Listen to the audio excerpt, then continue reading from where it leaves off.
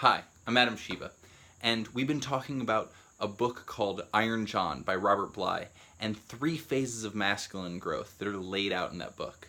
And we just finished talking about the red, and now we're going to talk about the white. So the phase of the white has to do with our minds and developing our values and living those values. So being a person of integrity, considering those less privileged than ourselves, and integrating what would be best for them into our actions. This is about consideration of the needs of others, balancing different viewpoints, coming to, instead of seeing our own way as the way, seeing all the considerations and being able to integrate those, caring about how we affect others and what others think, and how we can have a good effect on the people around us. This is often what inspires men to be the nice guy, be caring to the needs of women and sensitive to those around them. This is a phase of growth that can often be dominated by philosophy in the mind and becoming like, oh, what's the best thing to do? What's like the perfect action? And when it's divorced from the white, it can be just totally a mental exploration. No feeling of what we really want and totally oriented towards shoulds. I was talking briefly about the work of Sigmund Freud, and this relates deeply to what's called the superego.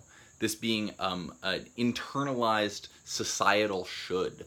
It's what our parents and our teachers think we should do. And sometimes we'll live just from that. And that white phase often is dominated by both external but internal shoulds of how do we live in integrity with our values.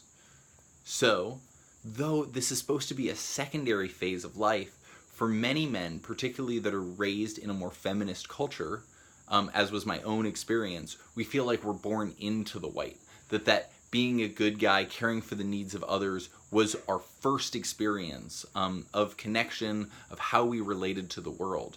And that living from our passion, from like flaring up and being red, was something we actually had to integrate later in life as we started to trust the world to still accept us when we weren't being the good, righteous white knight.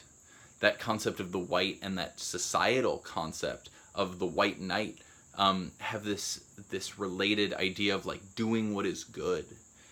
And so that's so important because, we'll only sit in peace with ourselves when we do what we think is right with what aligns with our values. But life is about more than just being right and good and righteous. There's also, like listening to our animal self, that the red involved. And there's also this greater complexity of integrating the grief of loss of what our values wished we could do and what our animal body wished we could do. And that's some of what we're going to get into in the next video on the black. Thank you so much.